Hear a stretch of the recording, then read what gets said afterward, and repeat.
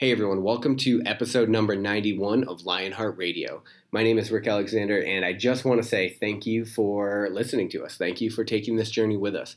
I created this show over a year ago to be a reliable source of value and to correct a lot of things that I saw wrong in the fitness industry, or at least be able to add a valuable opinion. And so I'm really appreciative of everybody that has given a shit over the last year. I know the show has gone through many different co-hosts, and we've tried to figure out what works. Toward the end of this year, we'll be gearing up to take the show on the road, and I'll tell you guys a lot more about that later on. But right now, I'm super thankful because we're getting ready to crest episode number 100, and I feel like I got to do something special for episode 100. I don't know if you guys have any ideas, hit me up. I definitely want to do something cool. I think it's a monumentous mark. I saw something the other day where it's something like 90% of podcasts don't get past episode 12. And so I am thankful that we've somehow been able to stay alive, and I've been able to interview some great coaches, world-class entertainers, and we have a ton more products coming out this year. So just thanks for checking it out. All right, so I've noticed in my life that it's becoming all about the adventures. And when I'm not in the mountains or I'm not on an adventure, I'm kind of just buying my time until the next one and just kind of like planning out what I'm going to do next. For me, fitness has become the vehicle that allows me to go on these adventures and see the world in the way that I want to see it. And part of that is nutrition. And just recently, myself and Jenny Blake, today's guest, went to the Grand Canyon and we hiked Havasupai Falls. It was about 30 miles of hiking total, and we had a 25-pound pack or whatever because we had to camp. We had to hike our camp stuff in there. And throughout it all, we had a lot of really good, valuable talks on nutrition. And so I thought, man, this would be something that we could definitely bring to you guys for the show, because there's a lot of people that put a lot of planning and support into the logistics of travel without thinking about how they're actually going to fuel their body the whole entire time. Now, if you're running an ultra marathon or some kind of event like that, of course you're thinking about it. But if you're backpacking in the woods, I think maybe that's where we start to fall short. And nutrition is a low-hanging fruit that I think we could maximize in order to get the most out of our trip and also out of our bodies and, of course, our health. And so I hope you guys enjoy this one. I definitely had a good time recording it. Without further ado, on to the show.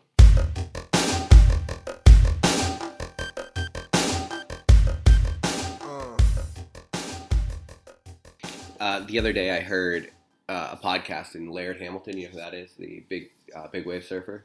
I've heard of him. He was talking about his approach to nutrition, and obviously a lot of people follow him in the health and fitness space because he's like revolutionized a lot of the water sports and like how to train for them, some of the hypoxic training and stuff like that.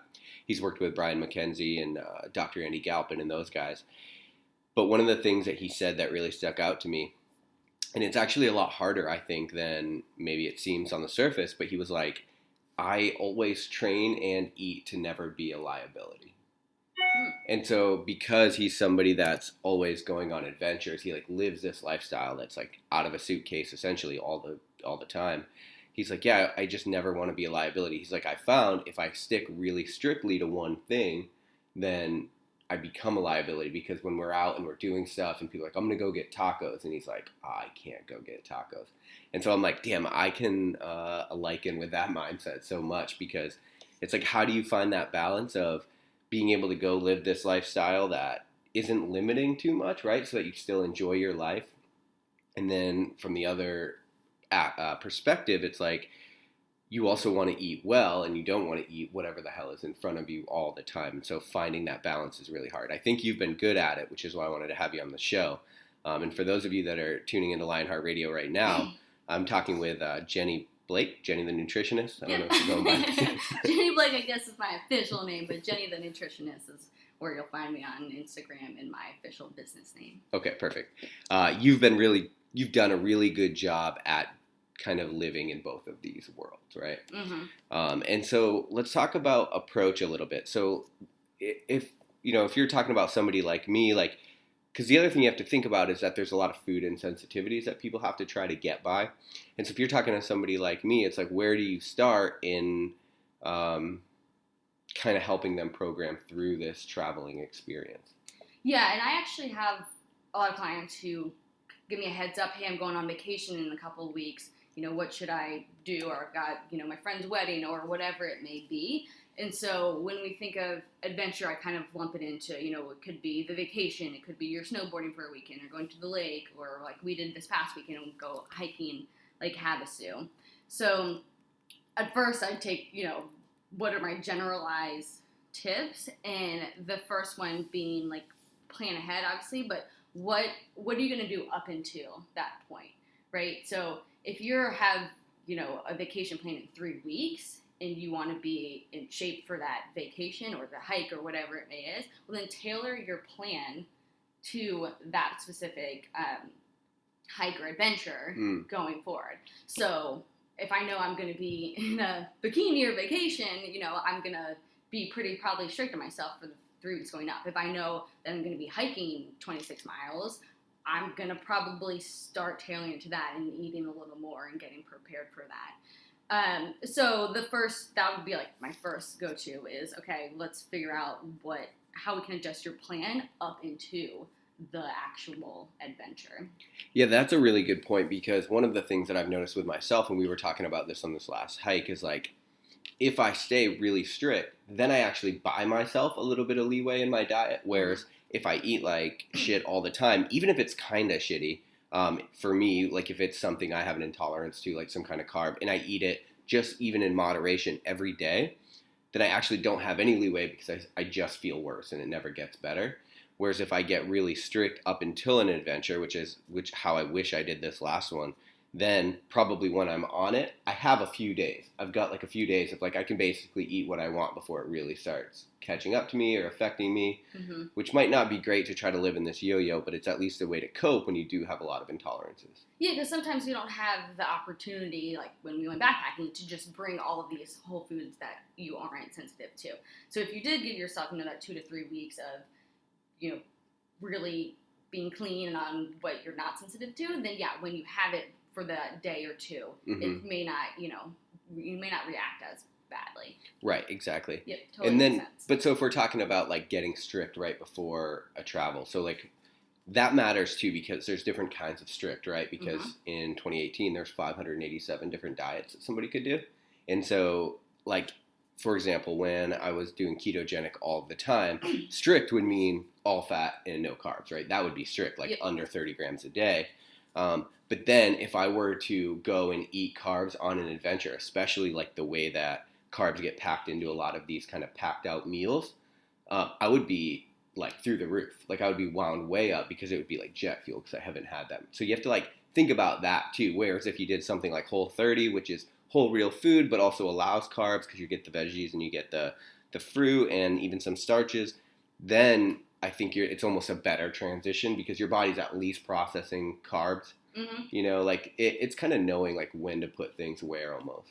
Right. Yeah, and I think that's gonna be tailored to each person's like specific sensitivities, and then also what their adventure is. Right. Right. If they're backpacking versus vacation versus going out to the desert. Yeah. Right. And like, so for me, like a lot of my adventures are literally like 2 days of running. And so but one thing that's very common that people talk about in the ultra community is, so if you finish a race on Sunday, until Wednesday, your guts are just screwed up because you've been eating all this stuff you never would. And some of that's out of necessity. But if your hike gets gnarly enough, like our hike got kind of crazy, like you kind of had to rely on whatever you had at the moment. And so that's another consideration to think about. Yeah, I would say for you it didn't get very gnarly, but for the rest of us who don't run 200 miles on a weekend, it got, pretty rough. And I think one of the things to consider while you're actually hiking is obviously your intake.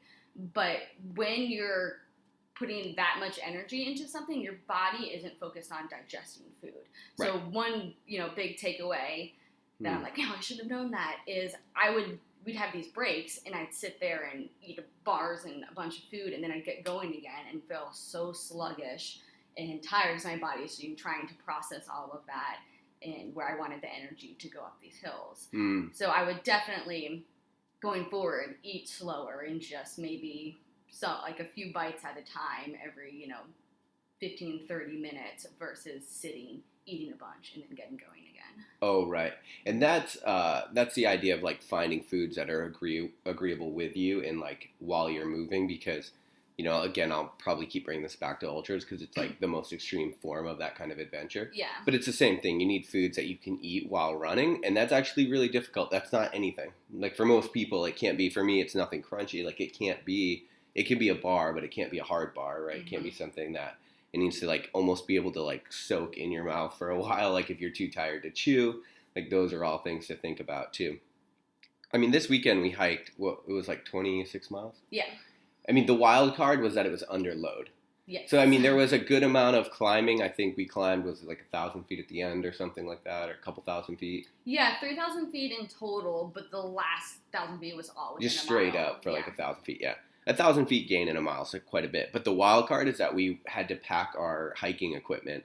And so if we're talking adventure, then that's probably going to be something. And actually, I was surprised at how much I really enjoyed that experience of like having to carry everything that you could live off. Yeah. Right? So like, because there's a couple different ways to split this. If you're going to a campground, that's one situation. You get your cooler, you get a checklist, you get to like really deal, like when we go to the desert to go four-wheeling, like we get to really pick what we want to bring. Mm-hmm. And then when I make shitty choices, it's just because I made a shitty choice, not because I had to. But when it comes to this, it's like you have to really think about things that are condensable enough, because you have to carry them however long it is that you're going to sleep, right? However far away it is. Definitely rewarding. That's the big factor. But yeah, people don't realize that how big of an impact that is. And this was my first time backpacking, and I didn't realize it either. So I'm packing all different stuff, and everyone's telling me, "Hey, you're not going to want to do that." And I'm like, "Oh, it feels light. I can carry somebody else's stuff." Right. And my 6-pound sleeping bag, really did me in.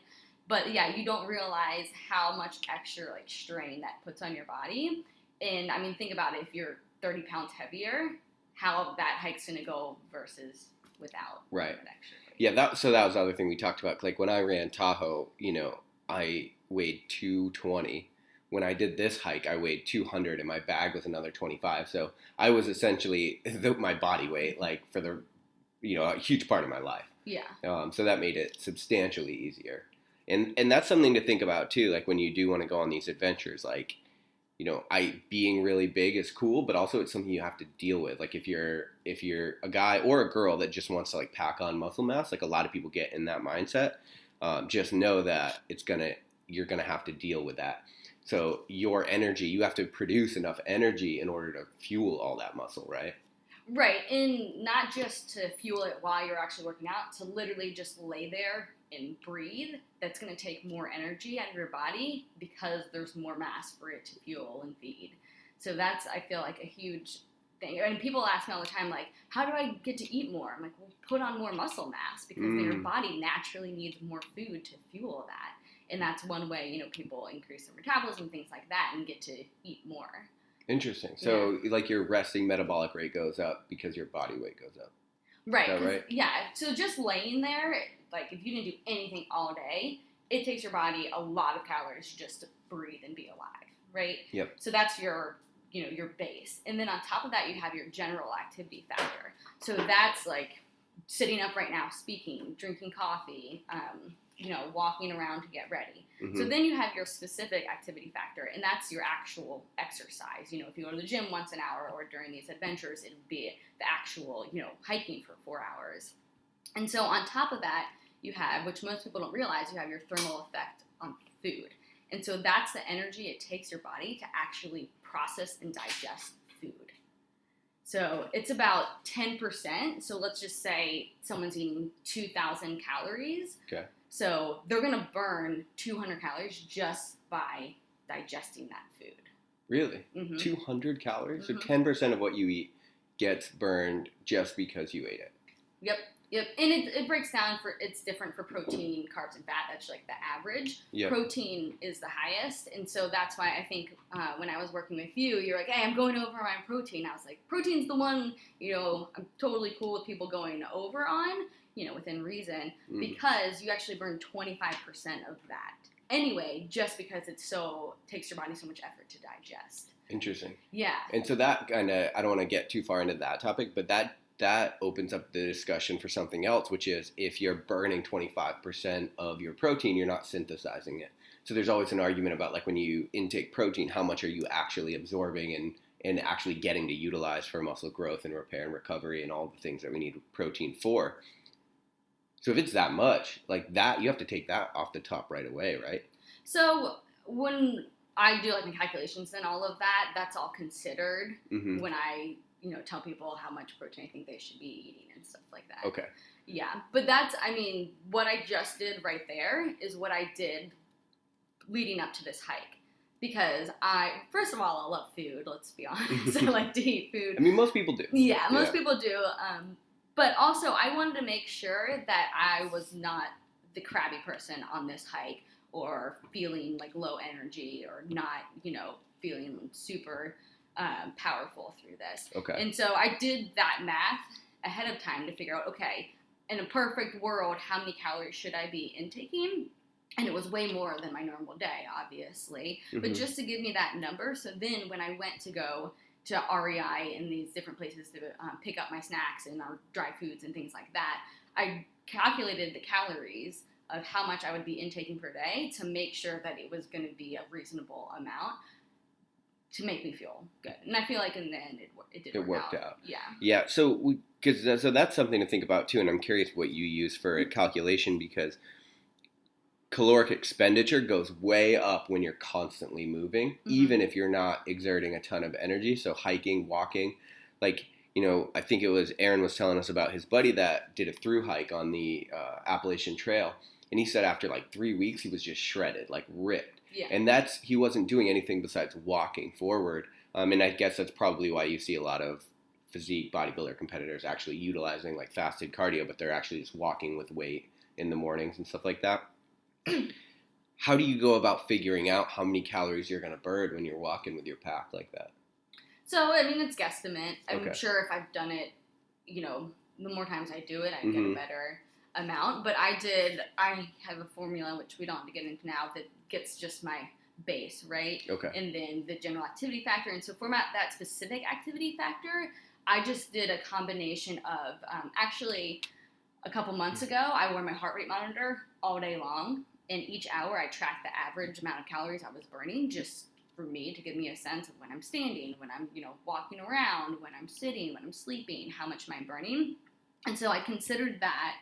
And then I also considered, I've done a lot of Stairmaster before. Yep. And so I considered that, but that I'm obviously on it for a purpose and I'm going hard. So then I just looked up averages online. Okay. And through all that. So all of that, I kind of guesstimated it, but I feel like it's close enough. And that's how I got to him. Okay. Yeah. And my thing is too, like if you take a step back and you look at it, it's like, man, that seems like a ton of work to do. Like, you're trying to figure, like looking online, you're looking at these tables. But if you think about an adventure, like you're doing a ton of work in preparation in your gear, in your travel. I mean, for us to go on this hike on February 1st, I had to be at my computer refreshing it, trying to get a spot because it sells out so fast and permitting. So there's a lot of legwork on the back end anyway.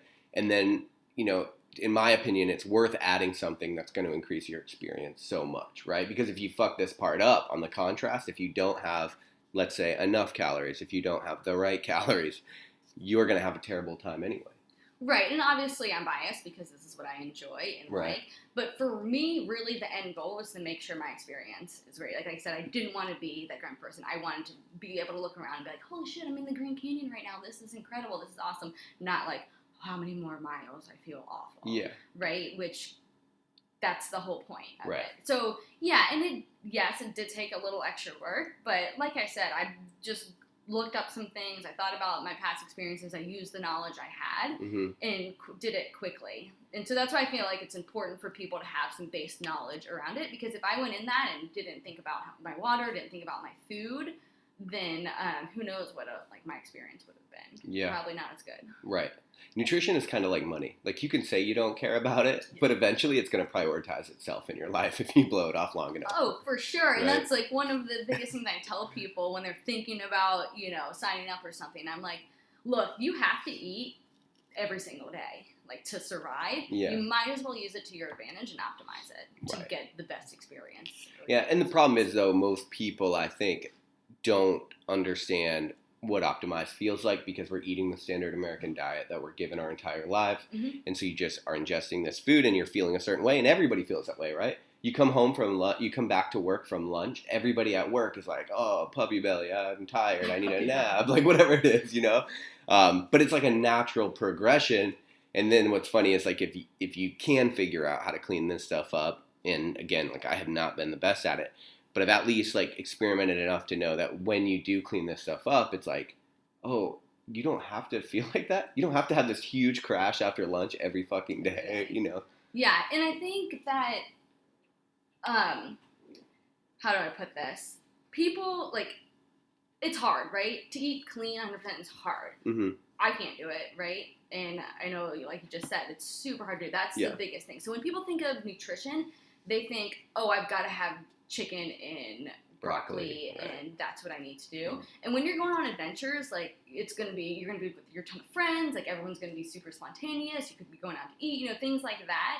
The last thing you want to do is be like, oh, I can't go, like you said, I can't go get tacos with you guys, you know, or, oh, sorry, you guys have your stew, and I'm going to have my chicken and broccoli over here. Right. So that's the hardest part, is actually the application of it. But if you have it, the basic knowledge, then you can make decisions. You can still go out to eat and make decisions towards that. Like when we ate out the night before we started the hike, like we were all, at least I was consciously thinking, okay, like what should I be eating now to fuel for this? Yeah. But I'm still going to eat out with you guys. I'm still going to order from the menu. I'm still going to get something that I think looks good and tastes good. Right. So let's transition a little bit into the actual adventure. So we used Mountain House meals, and then we use something else. But essentially, there's a bunch of companies. You go to REI, you buy these, and they have these bags where all you have to do is heat up water with a jet boil. You pour the water in, and you mix it, and it's very calorie dense, especially for the weight, which is the big part. I struggle with this because I'm somebody that wants to go on adventures more, right? And I feel like my entire life, actually, has just become me just buying time in between adventures, like waiting for the next one. I'm like, okay, I have to do regular people things long enough until I can go back out and do this stuff. And so as I look to do more and more of this stuff, I'm trying to think like, what are ways that I can optimize my eating out there? And I don't know that these like Mountain House type meals are it. And maybe they are. I think if you're, you know, there's a saying, if the furnace is hot enough, it'll burn anything, you know? And so even though there's a lot of preservatives, there has to be in these kind of things. I don't know. I mean, what's your take on that? Do you think going with a macro-dense, calorie-dense bag of food like that is a good idea for these things? Or? Yeah, so I think it's going to depend on how much, just like anything, what's the level of effort that you're going to put into it. That's going to be it. For this trip, being, like, you know, my first one, all I cared about was total calories. Right. I didn't care where they were coming from. Right. Now, if people want to dive into that deeper, then you take next steps. Maybe you create your own bars, right? Which I've seen people do. And then you pack all of your own food. Like homemade bars. Homemade bars, yeah. You make them yourself. That's a good idea. Or you put together, you know, your own meals and things like that, which I think would obviously be like less preservatives and all of that jazz, but it's going to be a lot more effort. And so it's just kind of the trade-off between the two. So, which I see that every single week with my normal clients, right? It's just a trade-off between the level of effort you're willing to put in. So I don't think the same thing goes for these trips. Yeah, it's no different. One thing that we didn't get into on this hike, because we were only out there for a few days, is if you eat these kind of things for long enough, like there's some ramifications there. Like you can't poop, like there's like you get constipated, there's a bunch of things. Because they have to put so much shit in this food in order to not let it die. In the case of an apocalypse, 30 years from now, you still have the food, so it'll be a good thing. But, you know, in 2010, I was deployed to Panama, and we spent 2 weeks out on this island. And the entire time, we were just living in this island. We had nothing with us. And so all we had is what we could eat, MREs, which are essentially the military version of these packed foods. They're called meal ready to eat is what it stands for. But it's essentially these, literally it's a Mountain House meal, but it's got a little bit, it's more, they're like 2,000 calories, right? And so you live off these. But if you try to, anyone that's eaten these long enough knows if you try to live, even a few days, like you're going to stop pooping altogether, and it's awful. And so when we were out there, all we had was what we could kill or we could eat MREs. And so we went spearfishing a ton because we were working at night. And so honestly, like, we had the first day, everybody's excited, we're eating our MREs, and you find all these weird kind of combinations you can do with them. Like, you're like, all right, if I take this pesto sauce and I put it in this chicken, and you're like trying to get creative. And then literally, I think probably 48 hours in, everybody like stopped eating MREs altogether, except for like maybe the M&Ms out of them or whatever. And everybody's just spearfishing all day for the hopes that you just get to eat a fucking real piece of food instead of these things. And so, like, that's kind of been my experience. So when we were going into this, I was almost a little nervous because I'm like, God, this is almost like the civilian MRE right here that we're getting ready to eat. And so I'm like, I got to figure out, I don't know, I think long term, I want to figure out some way that I can eat more whole real food, and maybe like relying on something like a Mountain House meal as an additive if you don't get enough calories, like at the end of the day. Yeah, I think that's an awesome idea. And you're right. When the one thing everyone was saying when we ended was, I can't wait to just have a real meal. Right. And I'm sure everyone felt, the stomach pains the next day. Yeah. Trying to go to the bathroom and all that jazz. But you're right. I think that... Oh, we had a full-on emergency in this apartment. I fucking fell apart. It was awful. Oh, man. Yeah. Yeah, but no, I think, yeah, if we do it any longer, like when we go next year, we've got to plan it out ahead of time and all that. And same, like, I hate to go back to, like, just the generalized, but this aligns so perfectly. It's like, if you have like 70 or 80% of the time you're eating well, then just that, meal, extra meal or something like that, you're probably going to be in a lot better shape than if you're full-fledged, those mountain packs for every single meal. Yeah. So yeah, planning out. And there's foods that look, going back and doing the research, like lettuce weighs like nothing, like smashing that in. But you also get nothing, right? I mean, in terms of caloric.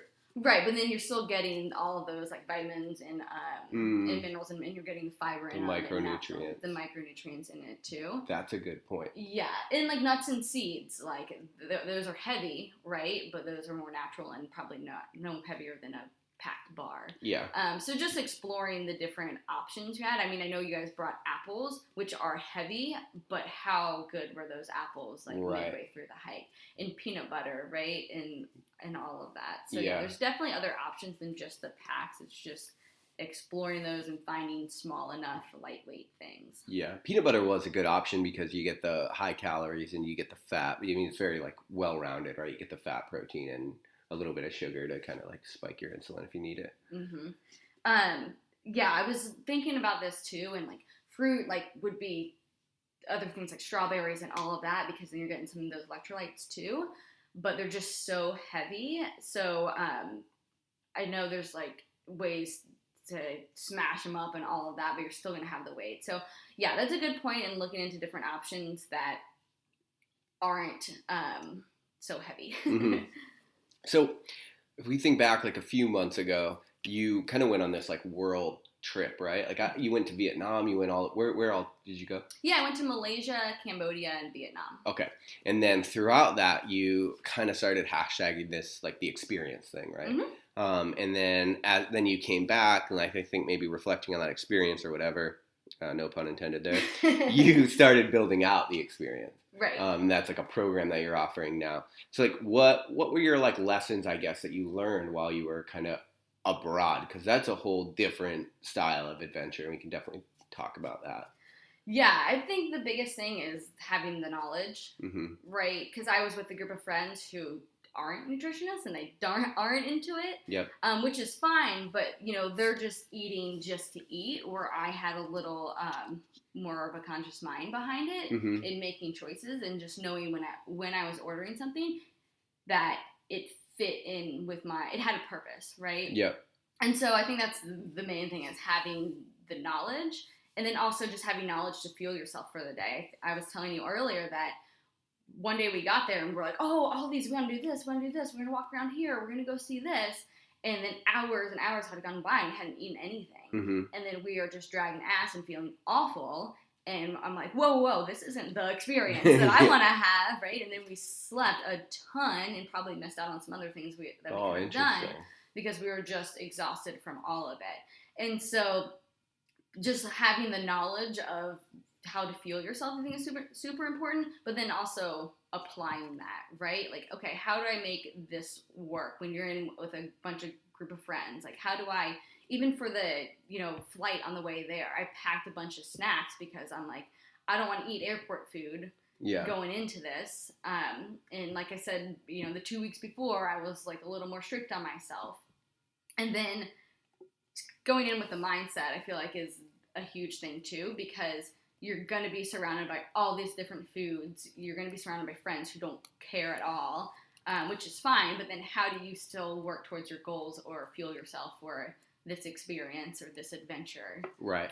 So those 3 things are like the biggest takeaways that I had. I want to back it up and kind of walk through this experience because there's a ton of people I'm sure that are going to travel abroad. And if you have not traveled abroad, then, quit not living your best life. So if we look at airport food, you say like, I don't want to eat airport food. Yes. The other day I had to run through Chicago O'Hare and I was like missing a flight. And so I was like sprinting through and it was crazy because as I'm sprinting in my periphery, I'm like looking at what's going on around me. And I'm like, dude, humans are not in good shape right now. Like, I don't know why. It was just like maybe highlighted at the moment. But it's like people walk more side to side than they do forward. Like it is a weird, but then you look around and it's like every pit stop, right? I'm thinking about like aid stations along the way is just total garbage food. It's like if I were to eat anything here, I'm going to be screwed up on this next flight. Yeah. Except for maybe like one place, or you could go buy the like overpriced fruit or whatever. Like that's an option. So in order to avoid that, what were some of the snacks that you were like packing? Oh, nuts and seeds for sure. Okay. I mean, it's just a good way to they're super dense, right? Dense in fat and protein, so you're gonna feel full. And then they obviously have nutrients and things like that in them as well. So nuts and seeds for sure, always a go-to. I also like peanut butter and rice cakes, and that's just like I said, I like to eat. So if I'm just sitting there like, oh, I'm bored, instead of grabbing a bag of chips or like candy or something, that's a good way to just get some food in. And peanut butter is, pretty fat dense too. What are some other ones? Jerky? Ooh, beef jerky. That's a good one. Yeah. Yep, beef jerky for sure. Again, more. And if you're sitting on a plane, right, you're not expending a lot of energy. You don't need those quick, like, carbs and things like that. Right. So I don't really feel a need to have a bunch of carbs there. So I definitely lean towards more of, like, the protein and the fat type food. So, yeah, beef jerky is another good one. Yeah, that makes sense. So once you get in country, how did you break up? So I really like that idea. Like, you're not, because you were just eating whatever or not eating whatever, you weren't having the actual experience that you wanted to have. And that's what I mean by like food making itself a priority, right? It's like, yeah, you can totally ignore it and then you can live suboptimally and then that sucks too. And if you're traveling, obviously you want to be able to soak in as much of that experience as possible. So when it comes to that balance, how did you eat the local cuisine or was that like? Oh, for sure. It's part of the experience. It's like trying different foods, right? I for sure wanted to try everything. Yeah. And so you probably heard me say this before, but there's levels to this shit, right? Yeah. There's the level, and you get to choose what level you want to be in, and that's going to be help drive the outcome or result you have. Yeah. So, the bottom level being like, don't care eating anything, right? That's going to be the result I get or help drive the result I get. Next level being like, okay, I'm going to be conscious and maybe I'm going to make sure that I have 3 solid meals each day. I'm going to make sure I have vegetables in each meal and I'm going to have 2 snacks. Like just setting up some structure so that way you're not too far off, whether it's one way or the other, right? So not whether you're under eating or overeating, because you also don't want to come back from vacation being like, oh, I gained 10 pounds from not eating all this food. Right. So it just kind of keeps you in line. So that's one approach. The next level up, depending on what type of diet you are in, I like to follow macros because I feel like it's not necessarily diet. It's just an educational way to measure what you're intaking, right? Because any single diet, you can break it down to what you're actually intaking, which are the macros, right? So that's kind of how I think about it. So I have just on my notes in my phone, I know like each day the total amount I should be intaking. Divide that up by your 5 meals, then I know about how much each meal I should be intaking, and just use that as a guide. And then I would do like back of the napkin math to be like, okay, I'm having noodles, which is in like every meal out there, noodles and fish. Okay, I know this is about 40 grams of carbs. It's about 25 grams of protein I'm getting from the fish, and track that down. It doesn't have to be perfect. Like mine was all over the place, but it just gave me kind of a pull. It gave me a, what's that saying? your finger on the pulse. Pulse? Yeah. Yeah, there we go. Yeah. Okay. Your finger on the pulse to know how I'm doing throughout the day to, one, make sure I'm not under eating or keeping track on overeating too. But it didn't stop me from eating different foods. It just made me conscious, like, oh, if this, treat on the side of the road that we're all gonna try, I'm gonna try it too. Right. But now I know that, okay, I've had a good amount of carbs today. I don't really need much more. Or like, well, I got to get some protein in too. Okay. True or false? Answer quickly. You ate a dog. No. Okay. I did not eat a dog. Was it for sale? Was it a thing though? Oh, I'll tell you what I ate though. Okay. So this was the coolest thing there. These girls picked us up on their motorbikes and we just hopped on the back and they took us all around Ho Chi Minh City. And it was super cool because then they took us to all these different stops and like fed us, got us beer, like connected with us. And we had frog, we had lamb, we had duck embryo. Embryo? Yeah. Okay. Yeah. We had... What else? We had one other thing. One of the restaurants we got to, and there's just like a goat hanging out there, and it's just like sliced in half. And Whoa. we're like, all right, I guess we're having some goat tonight. That's one thing that makes me, like, a lot of the third world countries, like, the meat markets are just, like, the animals are just out, and I'm like, it's fucking pretty hot right now. And, like, that, so, like, because that's something you have to balance, too. Like, like I said, I probably have more sensitivities than the normal person, but I've definitely spent a ton of my time pissing out of my ass in third world countries because I drank the water or because I drank the wrong thing. And so it's like you really do have to be careful about eating the right thing and then, you know what I mean? Like balancing that whole thing. Oh, for sure. I went into it like fully prepared to get diarrhea and all of that. Yeah. But I got the medicine to help control that. But luckily none of us got any of that. And we were smart about where we chose to eat. Mm-hmm. I mean, we'd had a few risky side of the street, like, okay, we'll go ahead and grab this. This looks good. We'll try it. But even the tour that we did, we knew it was legit enough that these girls were taking us to, restaurants that we could actually eat in. Yeah. I mean, they're still on the side of an alley. Yeah. But we're like, all right, we trust you. Yeah. So, yeah, we were pretty conscious about choosing which vendors and stuff to eat from. Right. And we made sure the water near the end, because we're like, oh, we haven't gotten sick yet. We got a little risky with 2. Yeah. But we each, I talk about having a water bottle with you all the time anyways. And we all had water bottles the whole entire time where we could buy water and fill it up. Okay. Yeah, and if I look back, I think about the times I got really sick, it was like... I made a bad call there. Yeah. Like, I remember being out in Uganda and I just was like drank water at the most sketchy place out of the most sketchy cup, but I was like eating dinner and I just had to. I guess I probably didn't have to if I'd brought a water bottle, but I did. And then I got H. pylori, and that's like this really gnarly bacteria strain that's resistant to medications. And so even though I was taking like Cipro and these other antibiotics, it wasn't killing it. I ended up losing like 17 pounds in I think 8 days. Gosh. It was awful, and then ended up getting no energy probably. No energy, yeah. And I had because nothing was responding to it. I had to deal with it for the whole flight home from Africa. And then I finally get home and I go into medical and I'm just like, dude, I'm falling apart here. Like I can't eat. I can't even think about you. And I had to do like the test and ended up with H. pylori. So, and that takes like 4 or 5 different antibiotics. But what kind of meds did you travel with? Oh, I don't remember the name of them. I went to a travel agency where they're like, hey, you might want to take this just in case you get diarrhea. But I never had to even, bust probably it out. Like a normal, Imodium type thing like that, probably. Maybe. Yeah. But while we're on the topic of water, you seem to skip over that when we were talking about the hike. Yeah. So. Proceed. Yeah. So I calculated my water intake need the same, kind of approach I did for the calories ahead of time just to get an idea. Now, whether I drank that much during the hike or not, I probably didn't. But I think that's something good to call out for any of these adventures. I mean, whether you're hiking all day, you're on snowboarding all day, or you're at the desert 4-wheeling all day, having enough water is definitely going to be crucial again for that, constipation, for all the other things that we talked about before, and just making sure you're staying hydrated, and you're getting, you're holding on to your electrolytes and all that stuff. Mm-hmm. So one of the things that, and this is why, like, I mean, I definitely drank the least water out of everybody throughout that whole hike. I actually only had like probably a glass in the first last like 10 miles or whatever it was. But the reason is because, one, I think there is you can make yourself efficient with water to a certain extent. Mm-hmm. And so like a lot of top ultra runners, you'll see these guys leave off on a 100-mile run.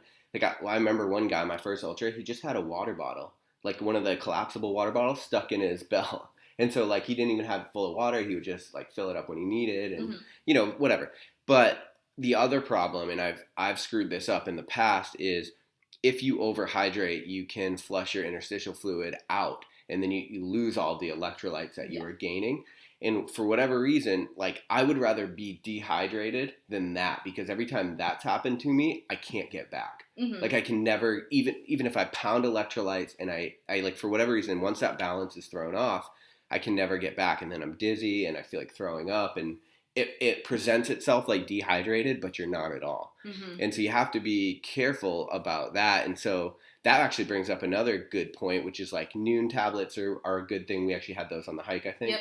Yeah. And so those are like electrolyte effervescent tablets you just drop in your water bottle. What is your opinion, I guess, on supplementation when it comes to hikes like this? So I think you're right.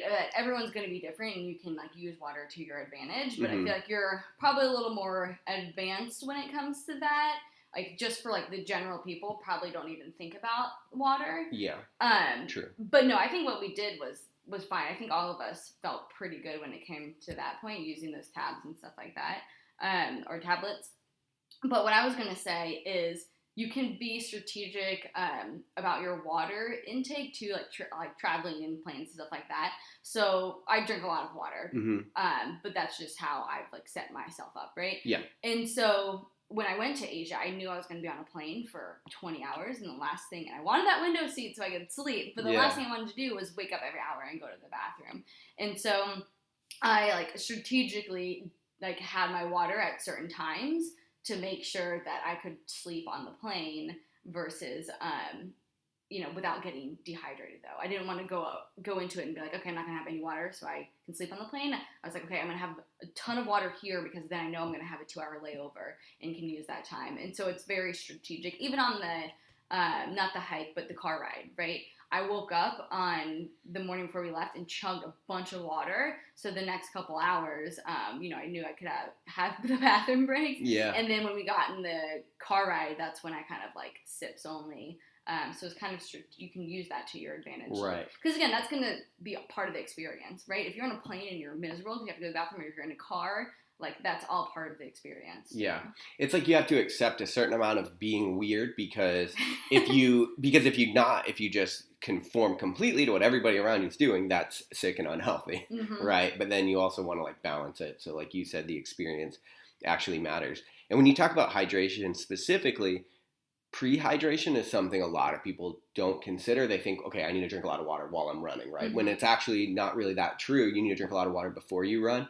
Going through selection, when I was an instructor going through for a naval selection course, I would tell the students like, okay, if you go out and drink on Saturday and then you wake up on Sunday dehydrated, if you're still dehydrated by Sunday night, it's over. Like you're fucked tomorrow, because Monday, because like these kids are running and swimming and doing all this crazy stuff all day. It's like you're never going to catch up. You have to be ahead. And so, some of my go-tos before an ultra or something like that, I mix in a lot of coconut water while I'm hydrating, because it's like the best, probably natural electrolyte there is. Yep. I also drink a lot of bone broth leading up. And then sometimes if I'm going to do something like an ultra, or maybe if I do a more gnarly hike, I'll mix like a third Pedialyte with 2/3 water. And that's what I'll use to hydrate. So for me, it's just a matter of hydrating beforehand, but also making sure that it's like infused with enough electrolytes and I don't wash my cells out completely. Yeah, I used to put my mixed drink in with like Pedialyte. Like drinking alcohol? Oh, yeah. Yeah, but I think you have to be careful too of setting yourself up too much, which I think that's probably the general, like what you said, it probably makes the most sense. But just from my experience doing shows and things like that, if you get your body used to having a gallon a day, and then all of a sudden you don't have a gallon a day, that day you're still going to flush all of that out. Your body's going to be used to flushing all of that out. Mm-hmm. So that can cause you to be dehydrated too. Oh, so right. if you go into it thinking, okay, I've got this hike Saturday, I'm going to have, a gallon every single day leading up to it. And then on the actual hike, you don't have a gallon, your body's still going to be flushing all of that out. And so you're used to that, and that can cause you to be dehydrated too. Right. Probably, most people that isn't the norm, but it's just something to be careful with too. If your like preparation is really far off from actually game day, think about how your body's going to react to that. Right. Yeah, because you pee a lot. Yes, I do. I drink a lot of water though. Right. And so what about, any other supplementation? So like when we were hiking, I actually really, which has been a weird side effect of creatine coffee because it's kind of become a good like adventure staple because it's like an instant coffee and you can roll up the bag and fit it in your backpack or whatever.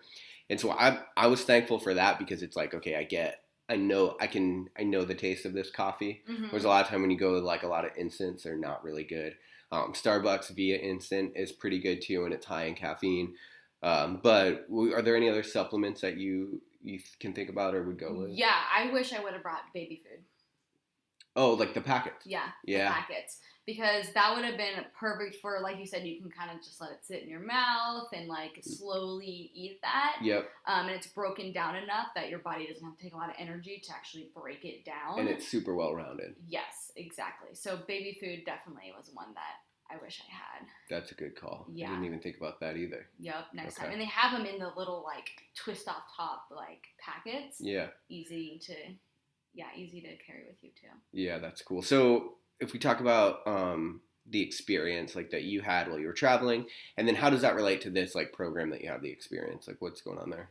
Yeah, kind of like I said, the whole point is like you want to have a good experience, right? Like you want to be in shape, you want to feel good, you want to be able to go out and eat different foods and go out with your friends because like I said, we're going to eat 3 to 5 times a day anyway. You might as well use it to, optimally, live your life. Yeah. But I recognize that, because I'm one of those people that I don't want to eat chicken and broccoli every single day. I want to go out to eat. I want to be able to choose what I want to eat, and I want it to still be working towards my goals. And so that was like the main part of it, but I also realized through this, there's a gap where people who are into nutrition and really into it, they're going to go and study and get their license like me and all of that. Yeah. But there's also people who are like, hey, I just want, or people who just give like, okay, here's just a meal plan, right? Yep. And that's the whole, I'm going to butcher another saying here, a fish, you can teach them to fish. No, I just want to watch. I want to watch you go through this. Yeah, you can. All right, you know what I mean. Yeah. So you can just get a meal plan, right, that people will stick to for a couple of weeks and they'll be right back where they start. And so where's the middle ground, right? So I want to know enough to understand it and make decisions and like feel empowered. But I don't want to go get my license and, dive into it that much. But I also just don't want a meal plan for a week or two and then I'm over it. Okay. And so this program, it's a 6-month course. And it's live coaching with me every single week, and there's a group of us, and we get on, and we have 4 different phases. The first one, I tackle the thought process, because believe it or not, that's huge, because nutrition is the hardest thing when it comes to your health. Okay. Don't want to call you out, but you can run 200 miles, no problem. But when it comes to, when I say no problem, you know what I mean? Like, you signed up, no issue. But when it comes to, eating whole foods. Struggle, right? And that's everybody. That's not just you. It's it's everybody.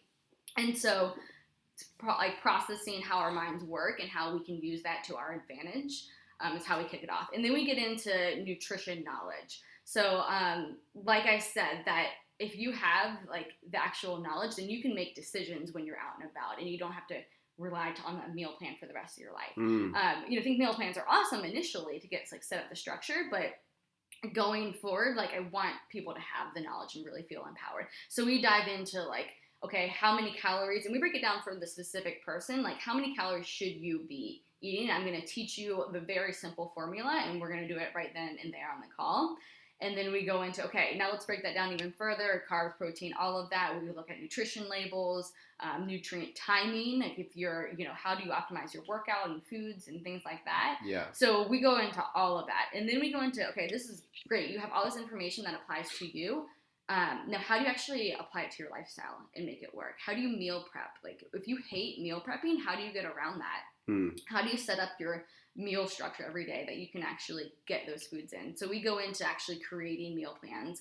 And it's what I do for my personal clients too. And I'm just walking people through it so they understand how to do it, but also we do it right then and there so they can, have the meal plan that works for themselves. So we go into all that. We go into traveling, how to set yourself up when you travel, all of that stuff. And then... so it's like a full education around the meal plan. Full education, but also like applying it and customized to you. Because and there's like weekly tasks that we have where it's a group, so it's accountability in it too. I'm on the call, coaching live. You have any questions and things like that. And the last piece we go into mindset because health shaming is a real thing. Okay. Especially living in Kentucky for 7 years, if you don't go out and have that biscuit or have that drink, what are you on a diet? Like all of the different things. And one of the big things I got, especially around holiday seasons, it's people said, my family, if I go over there and I don't eat their, whatever they have prepared, what's full of fattening, butter, and all of that, I am going to get laughed out of there, like made fun of, they're going to be offended, all of that stuff. So health shaming is for sure a real thing. So we cover that. We cover how to go to all these free events like people have with their work where there's booze and, buffet style and all of that. And like mentally, how do you tackle that? And what's an approach that you can work through that while still enjoying it? I'm definitely not the person to be like, don't eat, can't drink, you can't do this, you can't do that. But like, how do you master that balance? Right. So really it's about feeling empowered throughout the whole thing, feeling knowledgeable, feeling empowered that you have control of what you're going to eat. You're not going to go there and just binge out. Like you have complete control of it. Right. Yeah. So it's like, give a client a meal plan, they're fit for a day. Give them the experience, they're fit for life. That's the saying you were looking for. Should that be my slogan? I like that. Awesome. Well, I think that's a good stopping point. Again, for people that are listening to this, they want to follow along with you and support your journey or even get involved in the experience. What's a good way for them to do that? Yeah, they can go to my website at jennythenutritionist.com or reach out to me on Instagram, Jenny the Nutritionist. And yeah, those are 2 great ways. Perfect. Thanks, guys. Thanks. Thanks for listening to Lionheart Radio. I hope that the information from today's show will make you fitter, happier, and healthier. For the show notes of this episode and every episode, head to www.lionheartrad.io. Yep, just like Lionheart Radio. And please, if you have the time, head over to iTunes and give us a 5-star rating. It really helps us to know that we're on the right track in delivering you reliable information and value. As always, feedback is welcome. If you have any comments on the show or would like to suggest a guest, send me an email at rick@luavive.com. That's LUAVIVE.com. Thanks for your support, and we will see you next time. Bitch, I feel good. Don't I look stupendous? My shine is so endless, and shit you can do to end this. Even when I'm dead, niggas still gon' bump that chip shit. Coke, white, Escalade on cinches for you dipshits. So you won't forget this. Midwest nigga be the coldest.